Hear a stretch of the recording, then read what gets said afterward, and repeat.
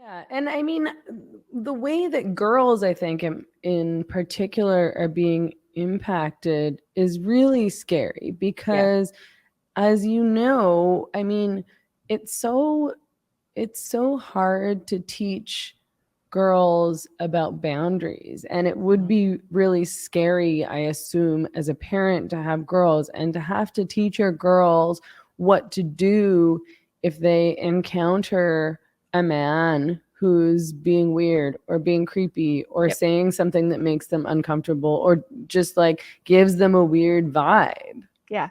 Yeah. And that's something that we're teaching an entire generation of girls to ignore. That very I come at a lot of not just parenting, but a lot of parenting, but a lot of my opinions based on just like basic evolution. And on this, the way that bloodlines can have continued through human history is women who were willing to listen to that internal voice so they don't get Mm-hmm. murdered before they're Mm-hmm. able to bear children. And we have for millennia really honed that voice inside of ourselves that has kept us safe. And in one generation, we are just cutting that off and telling young women, ignore that super duper duper important voice that God has instilled upon you or evolution has instilled upon you. Whoever you think has instilled it, it exists and it is there and it keeps us safe. And in one generation, we're telling girls that little voice inside you is bigoted, that's transphobic, that's Mm-hmm. whatever. And women think to themselves, I mean, I guess I can change in front of this person with testicles, but I feel uncomfortable, but that feeling must be wrong. And telling women to do that, to strangle that voice inside of themselves is really dangerous. And God knows how many young women are put in danger because of it. Yeah, exactly. I mean, I think that this has manifested in a number of ways, but this is probably the worst. But it's just what men have is their physical strength Yes. and their ability to physically fight back.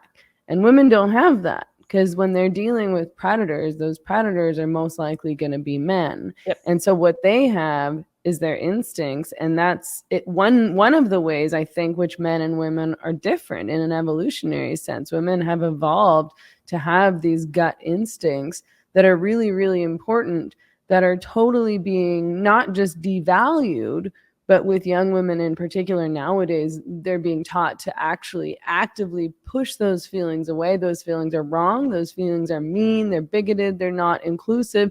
It makes you a bad person to have that feeling. Yeah.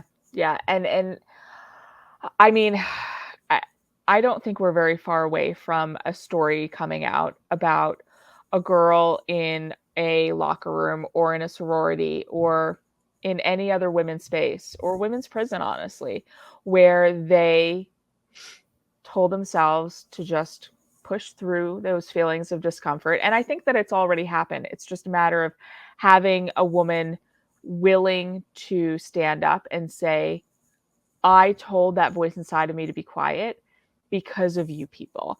And like we have that in women's sports with like I think her name is Riley Gaines, right? That's her name. Yeah. Mm-hmm, And I mm-hmm. think we That's have that in familiar. women's sports and she's incredibly brave and um the response from the left against her I think is scaring people against becoming from doing what she's doing because she has really taken on a lot of personal risk in order to be outspoken in favor of women's sports. Yeah. Yeah, I mean, I remember being a young woman and this was before all the trans stuff was happening and saying to one of my friends like, you don't have to be nice to a man who's making you feel uncomfortable just because, like he's a homeless guy or he's a person of color, Yep. because that culture was there among progressives. I grew up Yeah. as like a super leftist. My friends were for the most part leftist. Same. And you know, if you were on the downtown east side, which is a dangerous neighborhood in Vancouver, this is where all the drug addicts are out in Yep. the street in the tent cities. It's gotten significantly worse since COVID, of course. Although the new mayor is trying to clean things up, which has made the leftists very angry. He's put more money into policing, God forbid.